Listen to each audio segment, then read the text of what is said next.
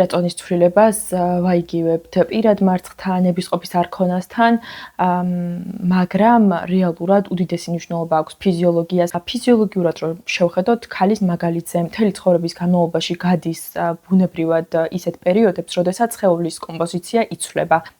მენსტრუაციის დროს, ორსულობისას, მშობიარობის შემდეგ, პრემენოპაუზისას, მენოპაუზისას, ამ დროს ჰორმონები გავლენას ახდენენ ცვლილებებზე, როგორც არის ცხიმის გადანაწილება, შიმშილის და დანაყრების სიგნალებზე პასუხი, ენერგიის დონე, წყლის შეკავება, აღდგენის უნარი. ეს ეტაპები არ უნდა მივიჩნიოთ, რომ არის ჩვენი ცხოვრების ჩაგდებები, რომელსაც უნდა გავუმკლავდეთ, რომ შევინარჩუნოთ ისეთი ფორმა, როგორიც მაქსიმალურად შეგვიძლია. არა, ეს ჩვენი ცხოვრების ბუნებრივი ნაწილი არის, ხდება, ეს არის ფიზიოლოგია, რომელსაც ვერ შევეწინააღმდეგებით და ამ პერიოდში ჩვენი სხეულის ფორმა უნდა მივიღოთ ისეთი, როგორიც არის.